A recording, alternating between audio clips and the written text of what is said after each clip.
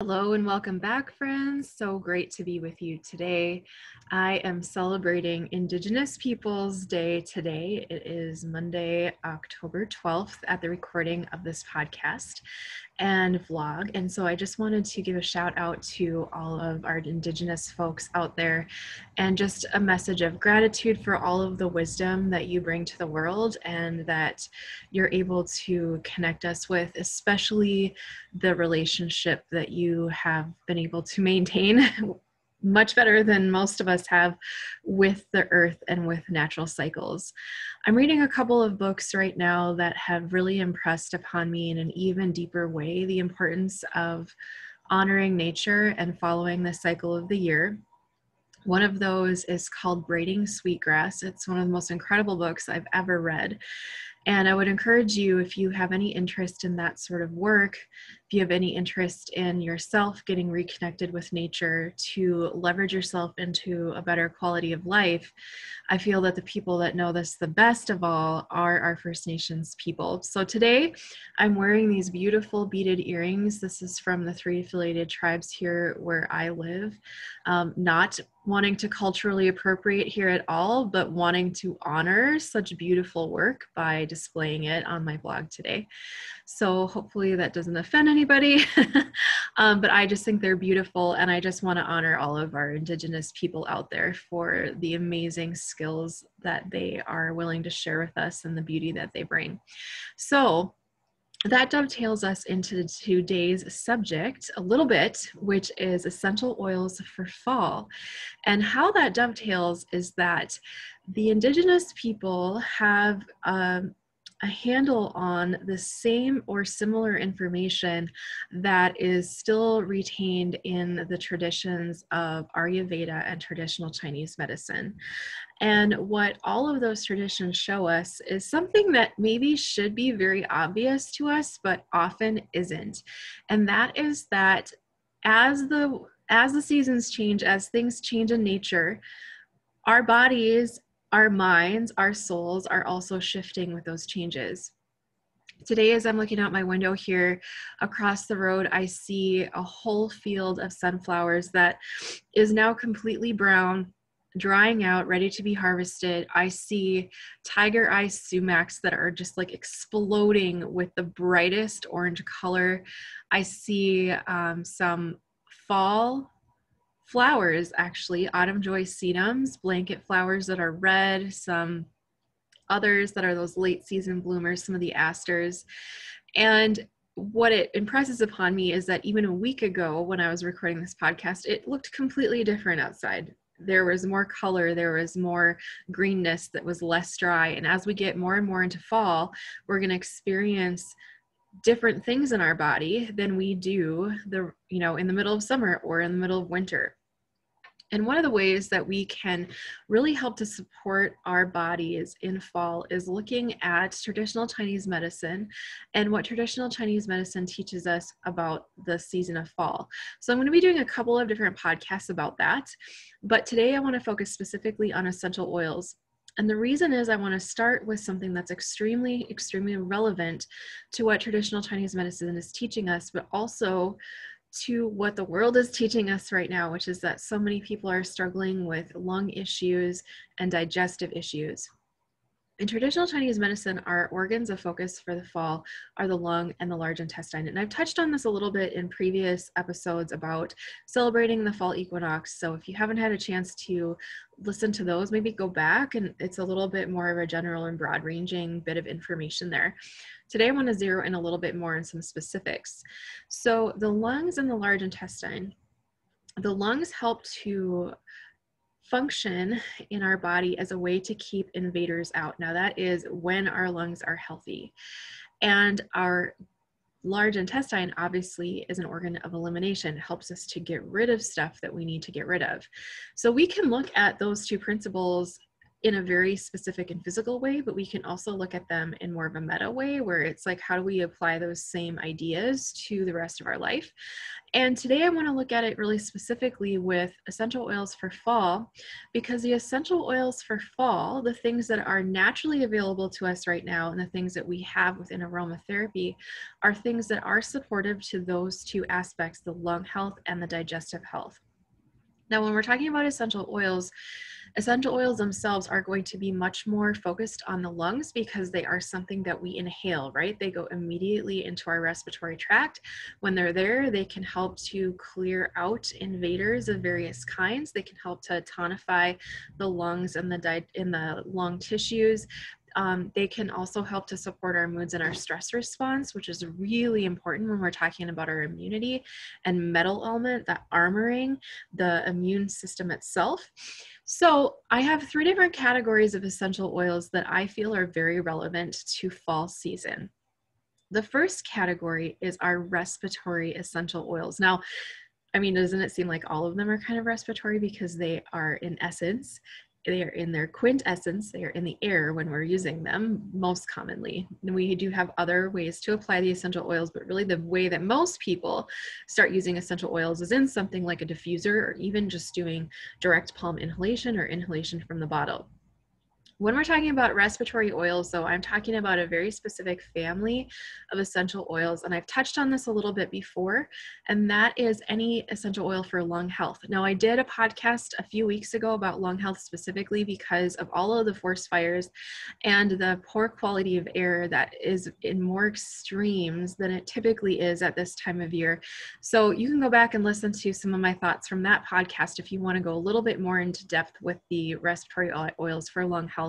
But I want to again touch on those, and those are any tree essential oils. I would also add in our antimicrobial oils, which are tree oils specifically from the eucalyptus family, as well as a tree called Nyaouli. Now, the respiratory oils are going to be from any tree. So it can be a fir, it can be a pine, it can be a spruce, it can be a juniper. Whatever calls to you in this season is what I would encourage you to go for. One of the things that I personally believe about essential oils is that our bodies will actually tell us, almost like in the form of a craving for a certain scent, when there's one that our bodies could really use. So if you have several tree essential oils, you could grab them and just kind of see what is your emotional reaction to them. And if you really find something that's, kind of lighting up the light in your eyes, or you just feel like really great when you breathe that in deeply, that might be a tree essential oil that you want to focus more on at this time. And it can shift and change then throughout the season. Or perhaps you want to blend a variety of your respiratory oils together. Perhaps you'll take a little bit of a pinon pine, a little bit of some kind of a spruce, and maybe throw some juniper in there. Maybe you want to take silver fir and mix that with something like a eucalyptus species that has maybe a lemon eucalyptus. That would be really great. There's lots of different ways that you can blend things together, and that's actually one of the things I'm going to be teaching about in my intuitive essential oil blending mini class coming up on Wednesday of this week, which you can catch live by going to bit.ly/eoblendmini. That class is going to be an evergreen class shortly after class is over too. So if you can't catch it on the live, I will be providing information in the show notes about where you can put yourself on a list to be notified when that's available. So one of the things that we're going to be talking about in that class would be a scenario like this, where you want to help to support your lung health during the fall season, but you're not really sure which essential oils of all of the essential oils in the world that you could use to support that. Now, along with that, there would be some additional essential oils that aren't really in that respiratory category, but that I feel can help with breathing. One of those in particular is peppermint. Peppermint is a very strong essential oil, though it's not something that you want to use massive quantities of because it becomes overwhelming very quickly. The nice thing though about peppermint is that it blends well with almost all of the other respiratory oils. So perhaps you'll take a little bit of respiratory oil, a little bit of peppermint, and blend that together in your diffuser. So that would be something to try. So that is the first category of essential oils for fall, is anything that is going to support healthy respiration. Okay, the second category of essential oils is, I'm going to approach this from a little bit different angle, and that is the essential oils for digestion. Now, when I say this, I want to be very clear that I do not want you to be taking any essential oils internally, especially the ones that I'm about to talk about. So digestive essential oils would be our spice essential oils, nutmeg, cinnamon, ginger, anything that you would imagine that you would use in the savory, spicy fall cooking. Those are going to be really, really wonderful for digestion. They're also good for not just the digestion itself, but also for the lungs when they are used in spice or herb form. So let's say that I'm going to cook a stew, and in that stew, I want to put some ginger, I want to put some cinnamon, I want to put some of those actual spices, not the essential oils in there.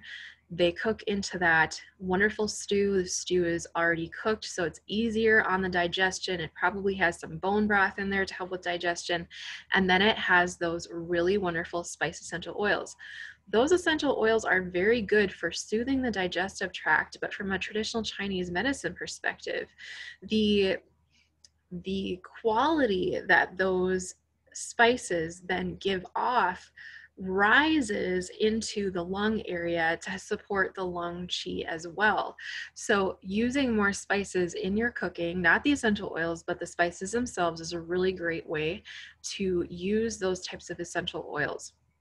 Now, the essential oils themselves that are spices are ones that we want to be really, really careful about when we're talking about using them really in any setting. And I'm talking anything from the diffuser to putting them on your skin. The reason is that they have a lot of fire element in them. They're more what we would call the hot essential oils. And that's great because when we need to stimulate digestion and when we need to stimulate circulation, they can be really helpful. However, they need to be used in very judicious quantities and with proper dilutions. This is another thing that we're going to be talking about during our intuitive essential oil blending mini class. So if this is something you're curious about exploring more, I'm going to be talking about how to be safe with these essential oils. As far as using those spicier scents in your diffuser, you can do it. You want to be careful to be really cautious with how much of those spicier essential oils that you would put in there. And I would definitely recommend mixing them with something else, probably our third category that we're going to be talking about today. So have I ever used cinnamon in my diffuser? I have, very infrequently, usually specifically when I want to support healthier digestion, or I know that my qi is stagnant, which is something that tends to happen in the colder weather. Or if we're really fighting off a bad bug, I might put like a tiny, tiny drop of cinnamon or ginger or nutmeg in my diffuser along with the respiratory oils, or maybe some of the essential oils for moods. It's not something that I do commonly, and it is possible that even from the intensity of the scent in the diffuser that you'll notice some irritation to your respiratory tract, which is definitely not what we want to be experiencing when we're trying to support healthy respiration. But sometimes you just want a little spice. So experiment with that and see how it works for you. One spice essential oil that is actually considered cooling from an Ayurvedic standpoint is cardamom. And that would be one that I would use in larger quantities and much more frequently in my diffuser. And it's so wonderful, and it blends so well with so many things. So you could try that. The other thing that you can try with the digestive essential oils is if they are very, very diluted safely, and if you have patch tested them, you know that these are not essential oils that you personally react to, then you can do some abdominal massage with a massage serum that you can create using some of these digestive essential oils. Again, you always want to use proper essential oil safety. You can go to naha.org if you want to learn more about that. And again, patch testing, proper dilution, these are things that you really want to focus on. If that is just like too much to think about, I actually have a fire serum that is under the elemental aromatherapy on my website, prairiearomatherapy.com. And that is properly diluted and is going to be safe for a lot of people to be able to use for those issues. Something like that I would not use day in, day out, every day of the year. This is more of a seasonal support for digestion when digestion is going to struggle a little bit more as the weather is getting colder. So always be cautious with those spicier essential oils, and always go to an herb first before you reach for a spicy essential oil. Try the herb or the spice first in your cooking, see how you feel, see how you do with it. And then if you still need extra support, then going to something like that fire serum would be helpful. So that's the second category. So far we've talked about the respiratory oils for the lung health, and we've talked about the digestive essential oils for helping with digestion. Of course, that's going to help with elimination and supporting that large intestine for the fall organs from traditional Chinese medicine. Now, the third category is a little bit more esoteric, I would say, and that is essential oils to help support moods. When we stop having so much sunlight, when we start being stuck more indoors, we become more sedentary. There's lots of things that kind of add up to us maybe not having as many happy hormones floating around in our system. Maybe we also struggle with things like seasonal depression. Maybe you have troubles keeping your vitamin D levels up. I mean, there's a lot of different reasons why we would emotionally struggle just on a physiological level. But then adding to that from traditional Chinese medicine, the emotion, yes, there's an emotion for every season, and the emotion for fall is grief. And I'll be talking a little bit more about that in another podcast because there's a lot to unpack there. But how I interpret that from an aromatherapy standpoint is that we may be struggling with emotional processing and just like sad moods during this time of year. Conversely, we can also be struggling with anxiety, because with fall we have excess air and space element. With the windy days, the vata becomes an excess for many of us. So you kind of have to really listen to yourself and say, okay, what's happening in my body? If you're feeling like you need more grounding, you're going to want to grab essential oils that are from the ground, that are roots. So things like ginger, things like vetiver, things like jatamansi, anything that is earthy, that smells like the dirt. Even patchouli, which is not a favorite of mine, but some people love it, so I mentioned that. It is very good for anxiety. All of these things can help to ground your energy and your sense of self back into your body and help you to feel a little bit more steady emotionally.